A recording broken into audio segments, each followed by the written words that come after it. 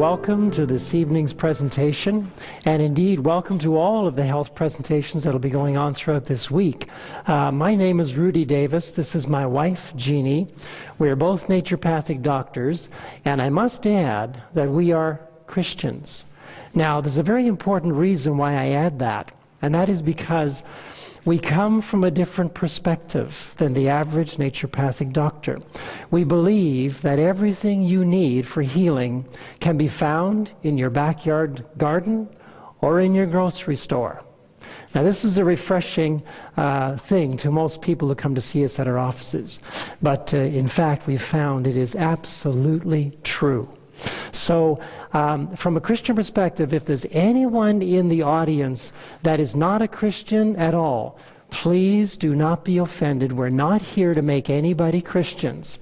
The reason why I tell you this is because the things we're going to share with you are things which we learned from the Scriptures. It enabled myself to become well and thousands of others to become extremely healthy, recovering from all kinds of diseases. So we hope that your ears are going to be open. You're going to be listening, and we will present to you things which you can write down, take home with you, and try these things if they seem reasonable to you, and see what results you will get. Now, our presentations, we do sort of a tag team presentation. So Rudy will present some of the information, and then I'll present some. So you'll get to hear from both of us through the evening.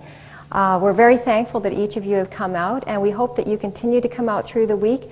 You're going to probably learn some very interesting things that you've probably not thought about before. So we hope you'll be able to continue to come throughout the rest of the meetings. Okay. What we need is something called a paradigm shift. A paradigm shift means if we have been taught one way, we've built our learning upon a certain premise. But I'm going to take a paradigm shift. I'm going to build our learning on a different premise. And I'll show you exactly what it is I mean. A woman, early 40s, came to see us simply because she was addicted to pain medications. She was on 2 major pain medications and an antidepressant, which would help the pain medications to work even better for her. This woman was on 4 times the amount of pain medication that she should have been on, or anybody should be on, and her doctor wanted her to go on double that amount, plus see a psychiatrist to help her deal with the fact that she would have this pain the rest of her life. Now, her pharmacist told her the same thing. You don't get off these pain medications. She phoned us in desperation and came to see us because she felt we were the only people that could help her. In 1 week, she was off all her pain medications. Addiction overcome. No pain. Isn't that amazing? We need a paradigm shift in our thinking. And that is, to get the results you have never had, you have to do the things you have never done. The things we are told are impossible are not always impossible. I do not fault anyone for what they believe. But sometimes what a person has been taught is not exactly what is truth. A man in his mid-70s came to see us. His doctor wanted to cut off his left leg, just below the knee. Gangrene was setting into his left foot. And in order to stop the gangrene from going further into his system, cut off the leg. He didn't want to lose his leg, so he came to see us and said, "Is there anything that can be done?"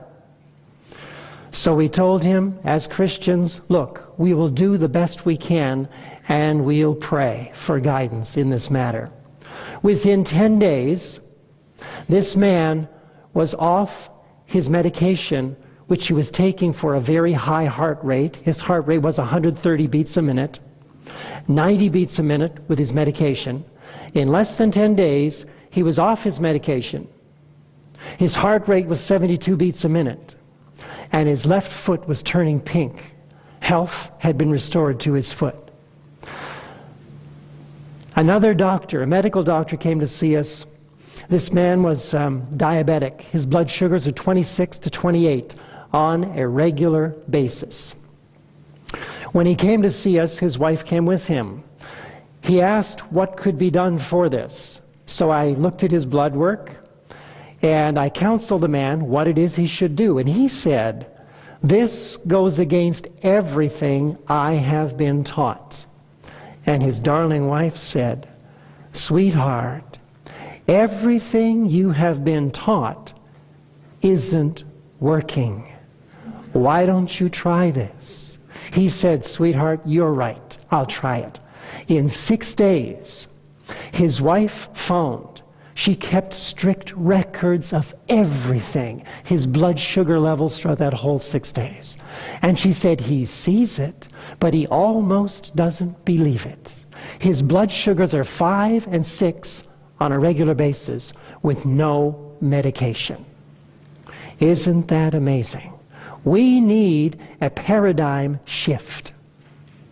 Disease is not the result of old age. From a Christian viewpoint, disease is the result of a violation of the laws of health. And when we see those laws learned and obeyed, guess what we see disappear? Disease. A lot of times, if it doesn't disappear totally, it's halted in its tracks. Now, it sounds like, by what I'm saying, every disease can be cured. Yes, I believe so. But not every body can be cured. Sometimes the disease has such a momentum going that the body cannot stop it and turn it around before the disease takes over and the person dies. Do these things make sense to you? I hope so, because I'm going to share with you some very fascinating things. So get your thinking caps on and look at these things with us. Now then, according to the American Medical Association and the World Health Organization, America is in the worst epidemic of chronic degenerative disease that mankind has ever known. We're doing something wrong. The hospital industry is one of the largest in the nation. 1 of 5 Americans under the age of 17 has already had a chronic disease. Autopsies have indicated that every child over the age of 4 already has incipient, that means the beginning of, 2 severe cardiac problems. Constipation is a national disease. The highest over-the-counter medication sold in North America is what? Laxatives. Isn't that something? Laxatives, highest over-the-counter medication. An estimated 42 million Americans suffer high blood pressure. That's about a quarter of the population, maybe even more. About 24,000 tons of aspirin are taken yearly. How many aspirins do you think would fill up 1 ton? That's a lot of aspirin, isn't it? 24,000 tons. Okay, over 5 billion sleeping pills are consumed annually. We're not going to the bathroom, and we're not able to sleep. Something wrong. What we've been doing isn't working. Now remember what I said. To get the results you've not had, you have to do the things you've never done. Here's where we're going to start. Why are we so unhealthy?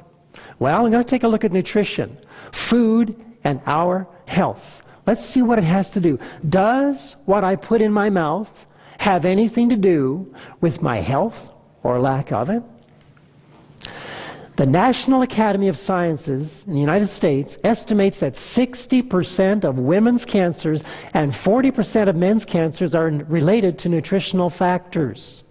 The cancers all most closely associated with nutritional factors are breast and endometrial cancer in women, prostate cancer in men, and gastrointestinal cancer. Okay. The International Journal of Cardiology reported that certified death rates from coronary heart disease are positively correlated country by country with milk consumption. particularly with that of the non-fat portion of milk. And the American Journal of Clinical Nutrition reported the results of a study involving U.S. male health professionals between 45 and 75 years of age, who were studied for 8 years to determine the relationship between carotenoids and the development of cataracts. They determined that consuming foods high in carotenoids reduced the risk of cataracts. Broccoli and spinach were most consistently associated with a lower risk of cataract. So now you tell me, does food and what we eat have anything to do with our health? Well, I'm going to do something here. I'll ask you a question. Why do we eat food? Think with me. Why do we eat food?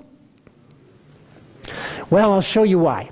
The first reason is because glucose. Glucose is the only fuel this body runs on. It doesn't run on protein. It doesn't run on vitamins and minerals. It runs on glucose. If you have a diesel engine, what kind of fuel does it run on? Diesel fuel. We run on glucose. The next reason we eat food is for protein. The next reason for fatty acids. There are 6 reasons in total. The fourth, for minerals. The fifth, for enzymes and vitamins. And the sixth, for water. These are the 6 reasons why we eat foods. Not because we're hungry, but because our body needs nutrition. Now, I want to share with you that minerals, enzymes, and vitamins and water are not really nutrition. But glucose, protein, fatty acids are nutrition. It's just that the minerals, the enzymes, the vitamins are catalysts that enable the nutrition to be used by the body. All right, real food versus junk food. We're going to get into the arena here, and I'm going to look at what's the difference between a junk food and a real food. Now, I'm going to put up the 6 reasons why we eat food, plus one more. We're going to add toxins to the list. Now, I'm going to ask you a question here. What do you think is in this carrot? Does it have glucose? Oh yes, that's a certified organic carrot, by the way. The picture doesn't look like it, but it is. Yes, it has glucose. What about this donut right over here? Does that have glucose? Yes, it does. What about protein? Does that carrot have protein? No, carrot doesn't have protein. Okay. Do we need to eat animal products? That's a good question. It is a good one. Do we need to eat man? No, we don't. We really don't. Okay. Yeah. What about that donut? Does that have protein? Well, it's got a little bit, about 1/32. Sometimes they use egg whites in the donuts, right? So it's a very fractional amount. Now, what about fatty acids? Does that carrot have fatty acids? Yes, it does. What about that donut? Well, it's got fat, but it doesn't have fatty acids. Okay, that's very important. Fatty acids are very, very heat sensitive. And if for the most part of your foods, you've got a lot of cooked foods, you're losing your essential fatty acids. Now, half the weight of your brain is made up of essential fatty acids. So if you're not getting enough fatty acids in, what's going to happen? You might not be able to reason properly. Look at this. Minerals. Does that carrot have minerals? Almost a no-brainer, isn't it? But what about that donut? Nope. What about enzymes and vitamins? Does that carrot get enzymes and vitamins? Sure does. What about the donut? No. Well, you see, they used to be in that place where they took the hole out of.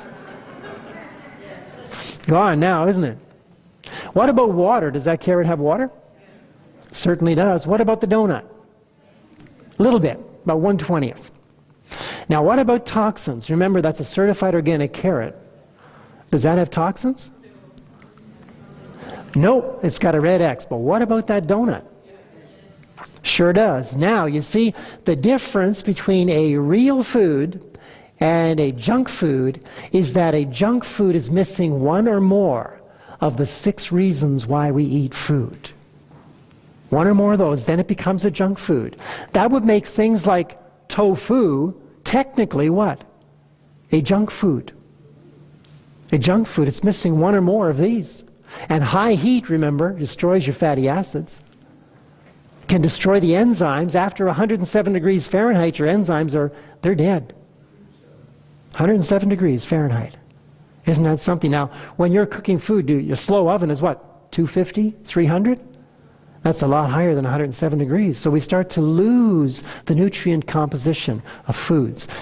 In all of the research that I have done on flesh foods and all the nutrients found in them, I have not found one nutrient that is not available in plant sources.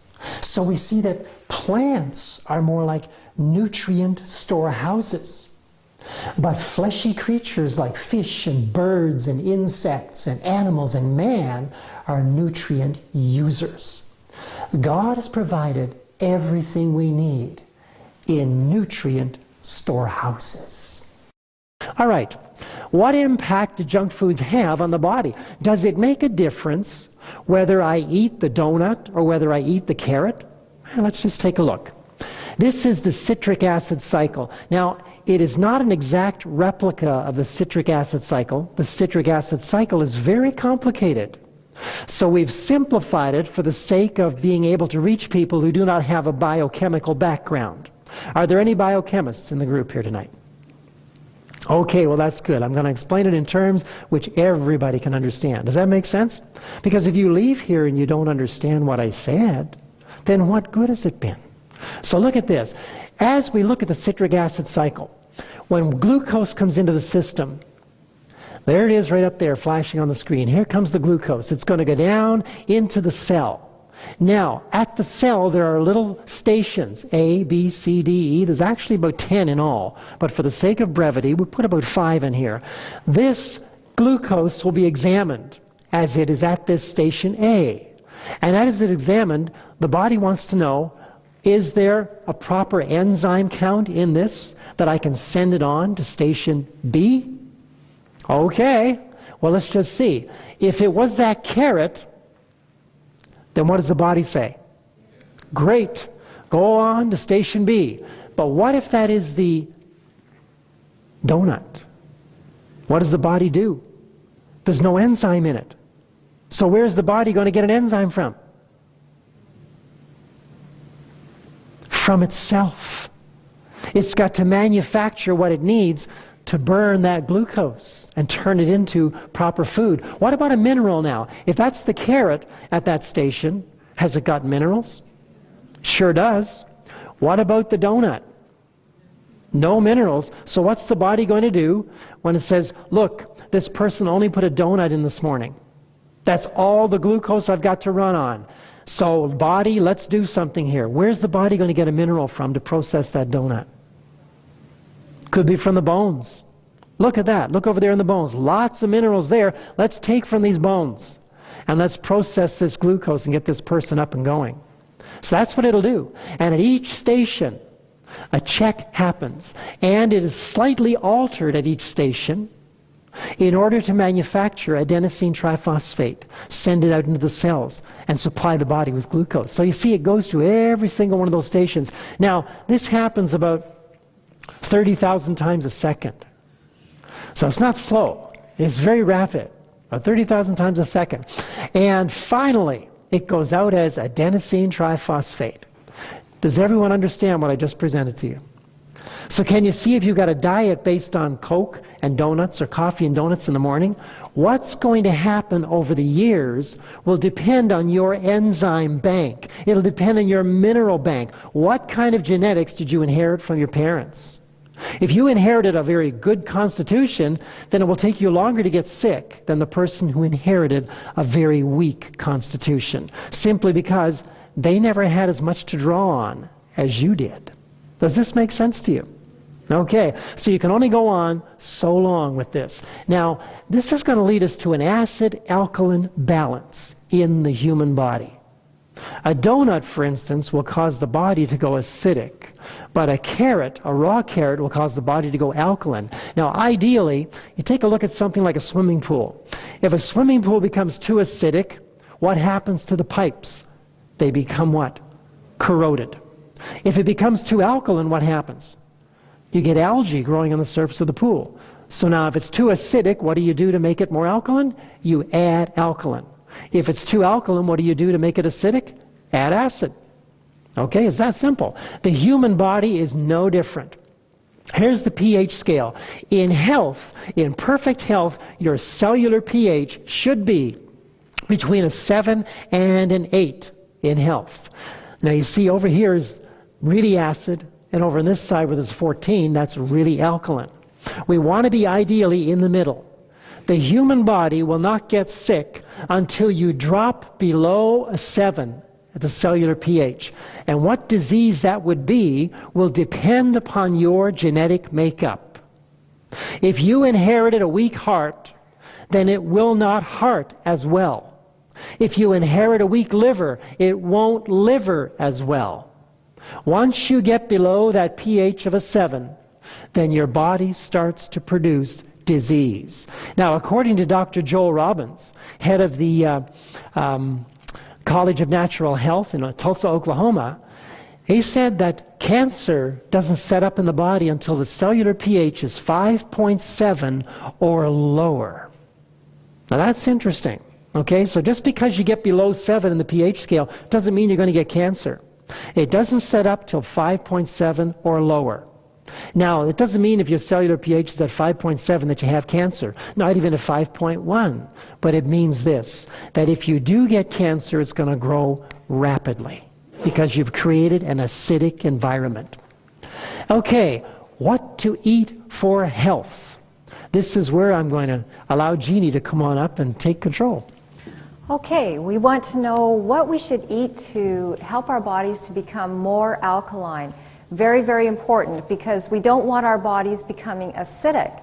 So what I'd like to do is give you a list, and I'm going to start actually with the foods that will be acidic in your body. Now, this is not going to be a comprehensive list, but it's going to give you a good idea of where your food choices should lie. So we're going to start with the acid-producing foods, and we're going to start with those foods that are least acid-producing and work our way up to those that are the most acid-producing. So cooked grains are acid-producing in the body for the most part, with the exception of millet and quinoa. Those grains actually are alkaline-producing in your body. But the balance of your grains when they're cooked are actually acid-producing in the body. Okay, after the cooked grains, we have fruits and vegetables that have been cooked. We're going to talk a little bit more about these in a minute. Dairy. Any dairy is acid-producing in the body. Sugar. All of your refined sugars are acid-producing. The only refined sugar that is not acid-producing is maple syrup. So you'll probably be happy to know that. At least most people are very happy to find that out. That's alkaline-producing in your body. Other than that, your refined sugars are all acid-producing. Next we have meat. This includes red meat, it includes white meat, fish. If it had a face, a mother, or a liver, that's considered meat, okay? And it's acid-producing, and this is already now starting to get quite acid-producing in the body. Next we have spicy foods. And again, these are very acid-producing. Fried foods, our list is getting to the more acid-producing now. Coffee and tea. This does include green tea. We have quite a fad that is happening right now with green tea. We tend to equate green with good. But green tea has as much caffeine in it as black tea. Comes from the same plant, different leaves. And green tea is acid producing in your body. So these are things that are going to tend toward disease that you'll want to be avoiding. Salt is acid producing. We need a little bit of salt in our diet, but very little. Roughly about a teaspoon or so a day is what we need in our bodies. And the best form to get that in would be your Celtic sea salt. But you don't want to be exceeding that recommendation because it will be acid producing in your system. Okay, alcohol is acid producing, as are drugs and medications and tobacco. These are all acid producing substances. Now if you want to go into greater detail, You can research this on the internet. You can find a lot more. But this gives you a basic idea of those things that you will want to avoid or limit in order to have better health. Okay, we're going to put up a list now of alkaline-producing foods, and we're going to start with those foods that are most alkaline-producing, leading to the least alkaline-producing. So raw fruits, very alkalizing in the body. And dried fruits, we're going to talk about that again in a minute here, but dried fruits also are very alkaline-producing in our bodies. Raw vegetables and frozen fruits and vegetables. We'll talk a little bit more about frozen fruits and vegetables here shortly. These, again, are good choices for making your body more alkaline. Lightly steamed fruits and vegetables can be another good choice. Raw nuts and raw seeds. These are all alkaline producing in the body.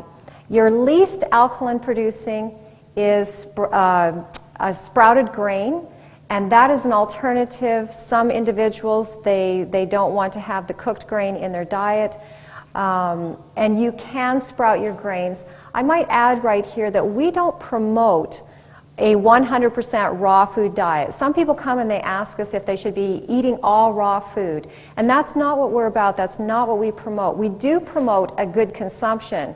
We like to recommend to most people about an 80-20 diet, where you would have about 80% of your nutrients coming from raw, fresh foods, and about 20% from your cooked food category.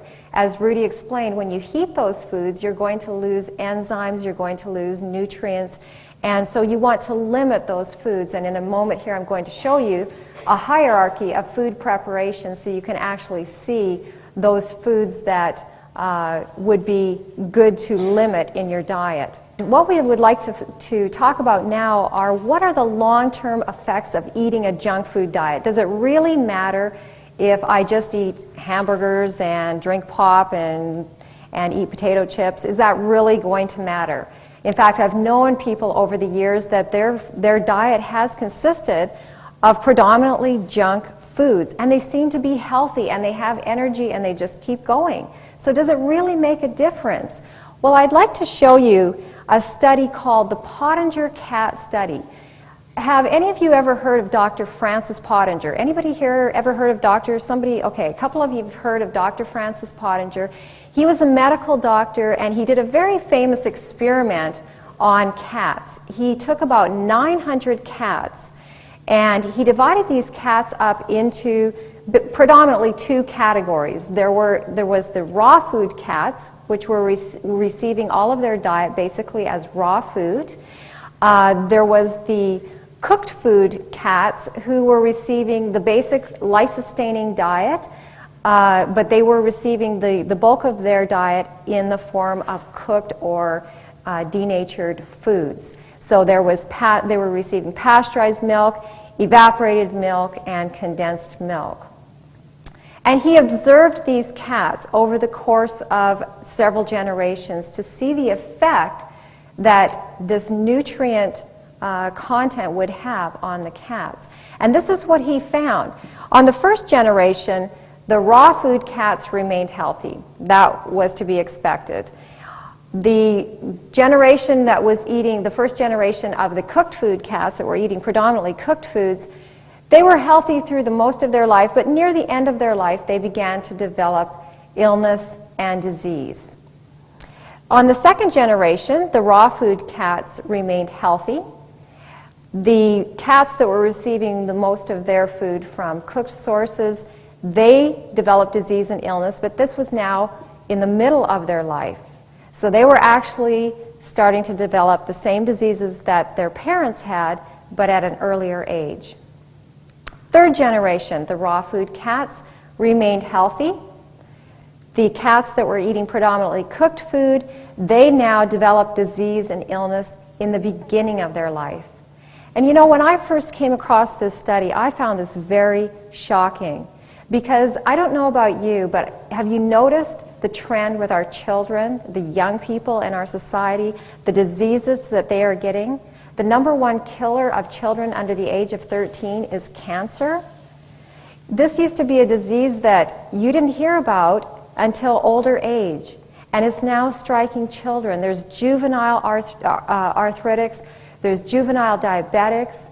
Our children are ending up with the diseases that it used to be our parents or grandparents had. And when I saw this study, I thought, this is just incredible when we think about that in terms of human nutrition. The fourth generation, the raw food cats, remained healthy. The cooked food cats, there was no fourth generation. Those cats either were sterile or they aborted their offspring. And it was very interesting as Dr. Pottinger observed the effects of a predominantly cooked food diet, and he saw changes that took place in these cats. Cats normally, if you will drop a cat, it will right itself, it lands on all four paws. But these cats were very lethargic. When he would drop them, they would just fall. The females became very aggressive. It was almost like role reversal. And the females became very aggressive. In fact, 3 of them, they named them tiger, cobra, and rattlesnake. That represented their characteristics that these cats had. They were very aggressive. And as we look at what's happening in society today and the way that our children are eating, I really wonder what would happen if we would just make a real shift in what we're feeding them, if we would put nutrition into these kids and see what the difference would be. Okay, I'd like to share with you now what's called the hierarchy of food preparation. This comes from Dr. Joel Robbins from his book titled Health Through Nutrition, and he's listed out the best sources of getting your foods, the nutrients from your foods. The very best way to get your nutrients is raw and whole. You're going to receive about 30% of those nutrients to cellular level. Okay? In the processing of that food, some of those nutrients are used, and you end up getting about 30% to the cells. That's the best way to get it. And along with that, as a supplement, would be juiced and consumed immediately. You're going to get about 90% of those nutrients into your cells. So that's the top 2 choices for getting nutrition to your body. Now, some people have said, well, wouldn't it be better to just have juicing because you're getting 90% of the nutrients to your cells? Well, we couldn't just exist on juicing. We need to have fiber. We need to keep that digestive tract working. But juicing is a wonderful addition to supplement into your diet to add nutrients. So those are the top 2 choices. Now, next would be dehydrated or dried. Now, commercially dried fruits and vegetables are not generally recommended because they usually contain additives that are very toxic to the human body. So I recommend either dehydrating your fruits and vegetables yourself or buying them from an organic source. Generally, those are better choices, and they don't contain those additives which will be harmful to your health. And here you're going to lose about 2 to 5% of the nutrients. It's not a great loss, so this is a very good food choice. Next, we have frozen. Now, frozen would ideally be something that you picked from your garden and you put into your freezer yourself.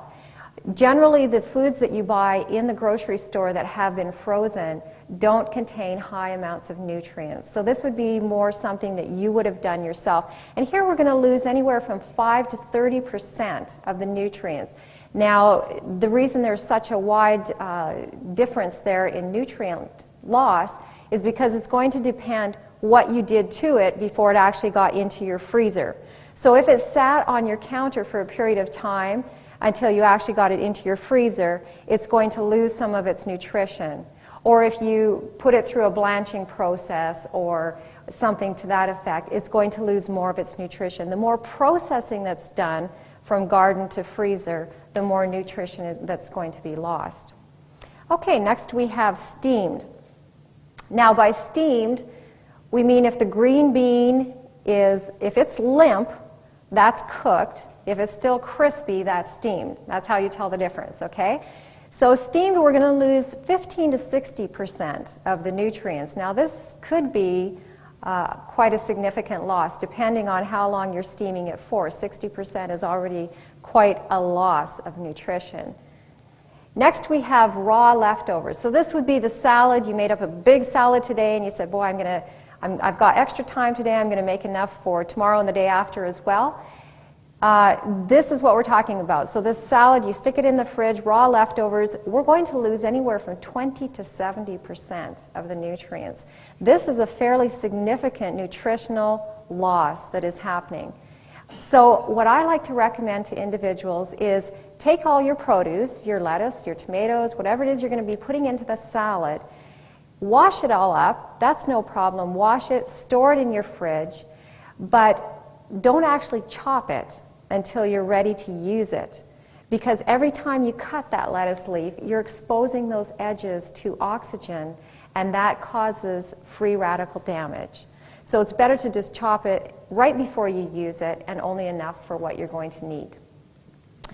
Now we come to cooked, and this is usually where most of us like to start our food choices, cooked. And here we're going to lose anywhere from 40 to 100% of the nutrients, very significant nutritional loss.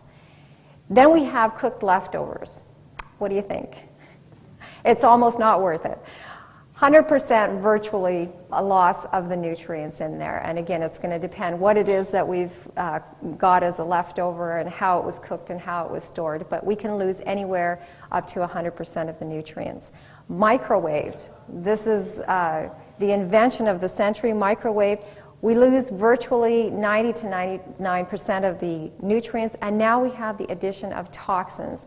In that process of actually microwaving that food, it's creating a toxic substance that's going to enter our bodies.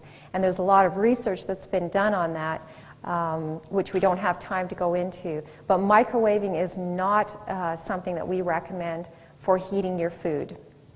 Okay, commercially canned foods, we lose virtually all of the nutrients, and we have toxins. Usually there's additives, things that have been put in there. Fried foods is basically the same as our foods with additives. So you can see the bottom half of this chart, if that is where we are consuming most of our nutrients from, we are going to be setting ourselves up for an acidic body, which is going to tend toward disease. So we like to encourage you to make your food choices from the upper half of this chart, and that will help your body to become more alkaline, and it will help your body to ward off any diseases. Now this time Rudy's going to come up. He's going to share with you some very interesting facts about food.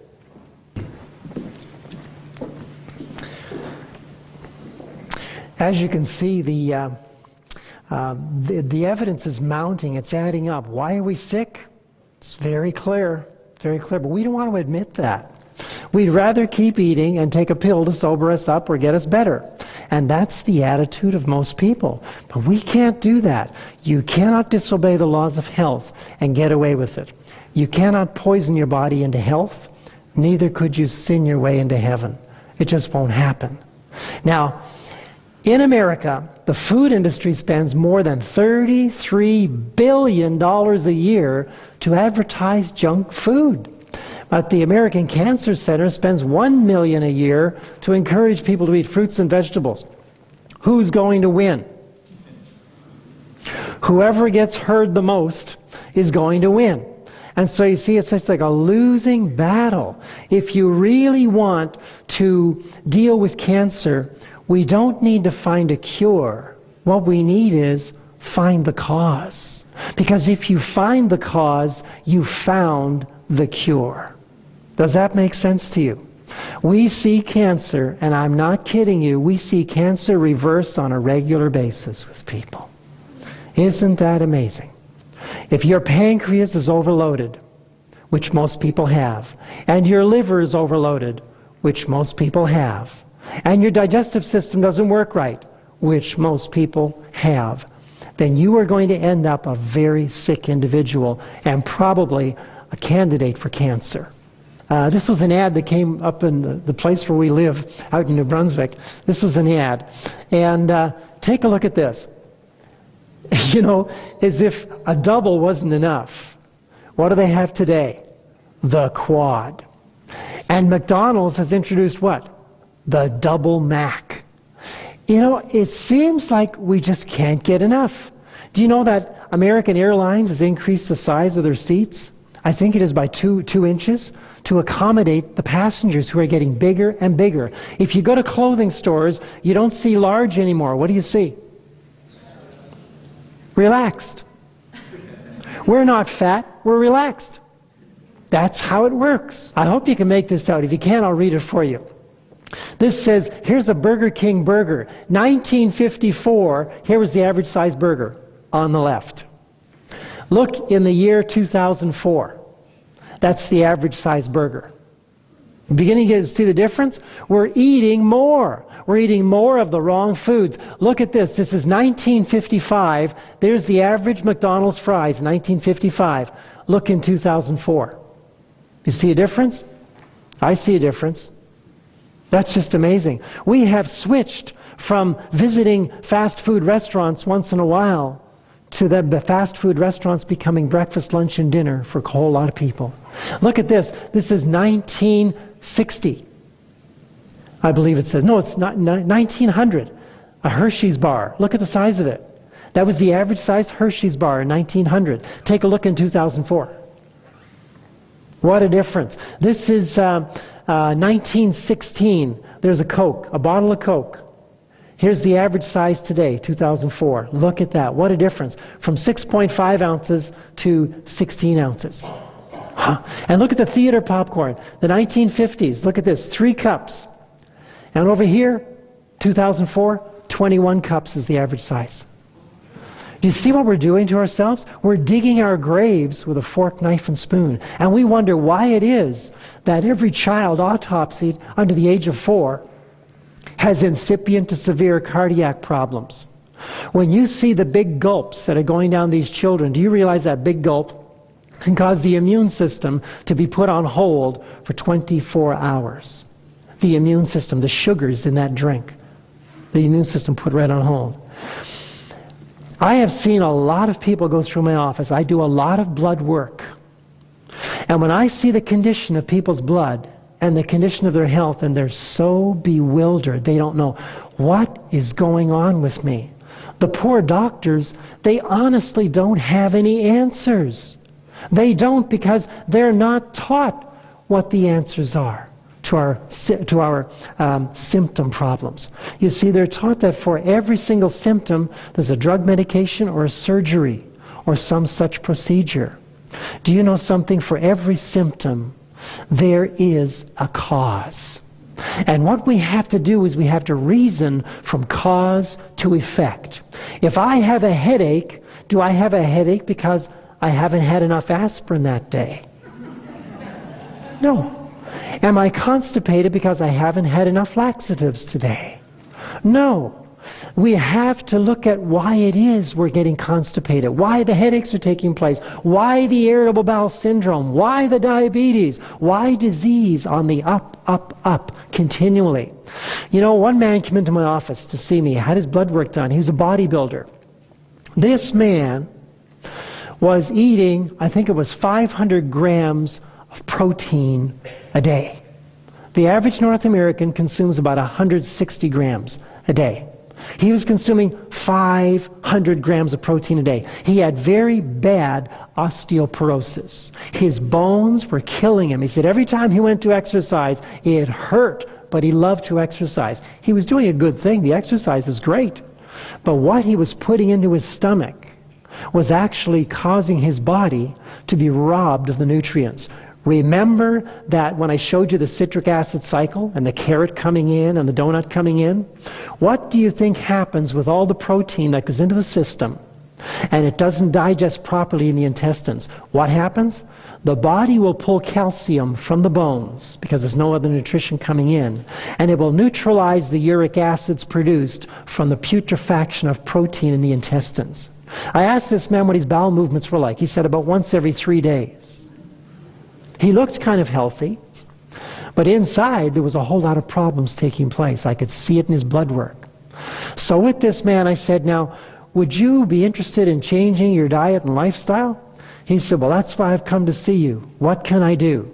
I said, would you like to increase your energy? He said, oh, I'd like that. I said, would you like to increase your stamina so you could exercise longer and harder? He said, I would love that. I said, would you like to increase your levels of energy. He said, well, yeah, I would because I'm getting really energy deficient. And I said, okay, here's what you need to do. Take all the animal proteins out of your diet. He said, where am I going to get my protein from? I said, where did the cow get it from that you ate?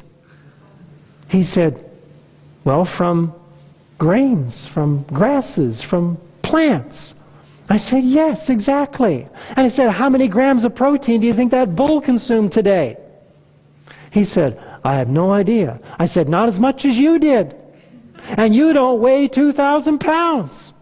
So you don't need 500 grams of protein. You need 1 gram of protein for every 5 pounds of body weight.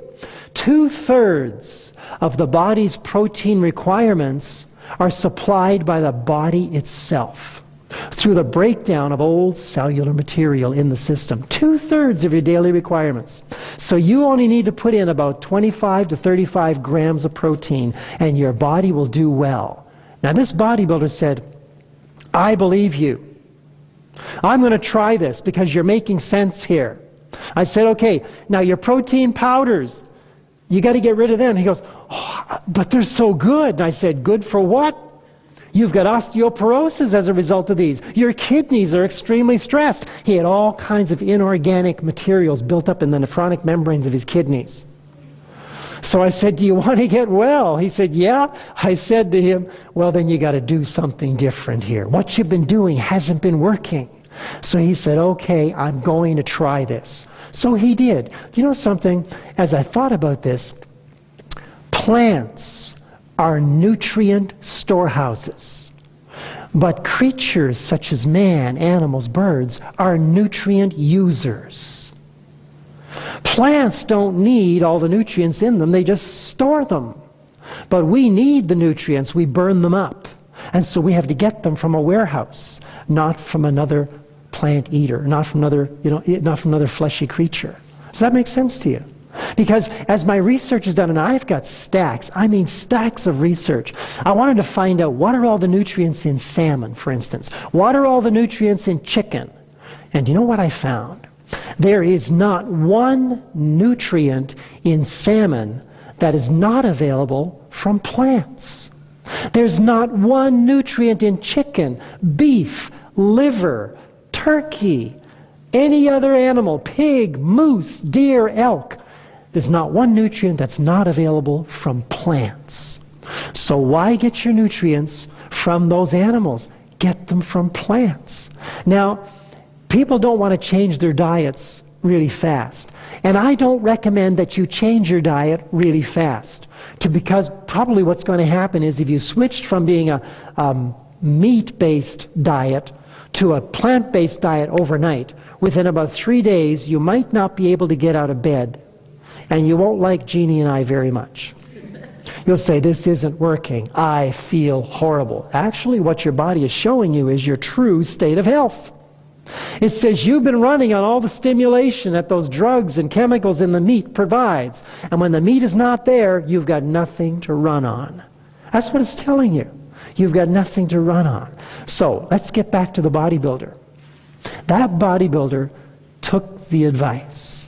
And I'm here to share with you that in 2 months' time, he came back to see me. 2 months. I checked him. He had reversed osteoporosis. No more mineral loss. His stamina was increased double-fold. He said, I couldn't believe it. What used to wear me out in a half hour, I was going for an hour and I still had energy left. He said, I got rid of the protein drinks. His blood pressure went right down to a healthy 100/60 from 140/90. Isn't that beautiful? Fantastic. Plus, he had greater increases in muscle mass. He had not only the more stamina, but he had more energy. He had greater workouts, and all the people in the gym that were around him said, what are you doing? And when he told them what he was doing, what do you think they said? No, I'm sorry, that can't be. And he says, what do you want? I was blind, now I see. What more is there? And so they began to believe, and he's been an effective person to all those people in the gym.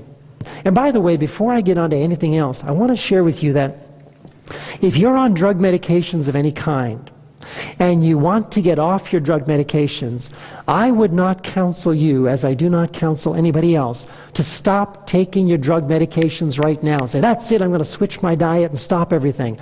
No. Here's what I suggest you do. You go back to your medical doctor. Tell your medical doctor what it is you're planning on doing. And maybe your medical doctor will say to you, that doesn't work.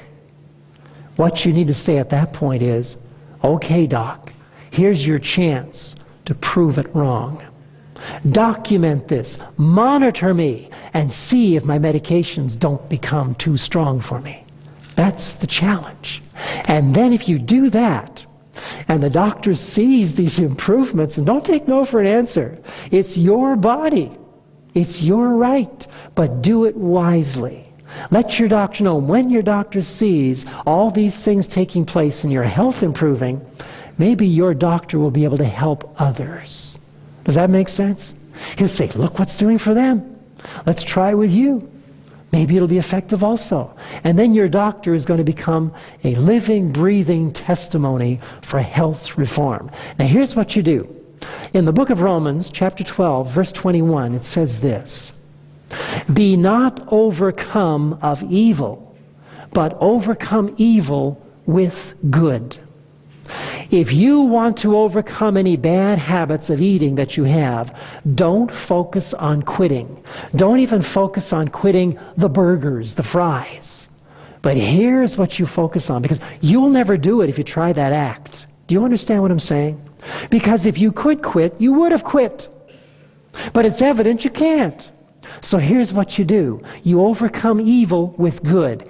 Add the good to what you're currently doing, and add it first in your meal. If you add a nice green smoothie, which we'll be telling you all about later on through the week, we're going to show you how to change your life and get rid of all the symptoms that you're talking about. We're going to show you how to do that. But here's the key. Add the good first. And if you fill up on a nice big salad, you won't have as much room for that greasy burger.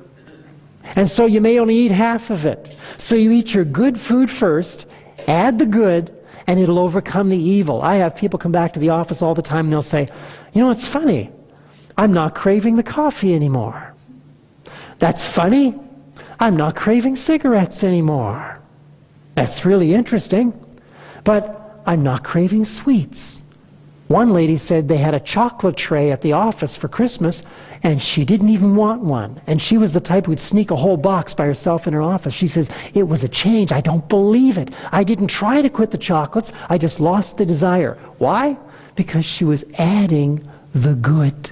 And the body said, I want more of the good. And she said, one day, she said, I couldn't believe it. I actually had 2 green smoothies for lunch because I wanted another green smoothie and I had no room for anything else. And you should have seen what her skin was looking like. She had it all blotchy, but now it was all looking very nice. 2 months. Just in 2 months. And it takes longer for some people, shorter for other people. But your body will improve as you improve what you put into it. And you know, there's a slogan that we have. I'm trying to think if I've missed anything here in the presentation.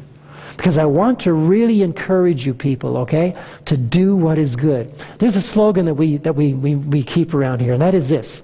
You are what you choose. You are. Your body only makes itself from whatever you put in. If you put dead food in, it's going to produce a dead body. But if you put living food in, it doesn't die.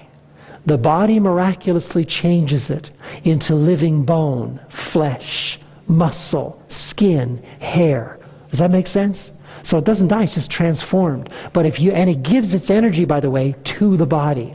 But if you put in dead food, cooked food, your body has to draw energy from its own self to digest it. And that's when the pancreas and the liver get in trouble. So I hope these things make sense to you. Yes? Okay. Have you learned anything you can take home, practice, and be a blessing to your friends and your loved ones with? That is our goal. Thank you, everyone.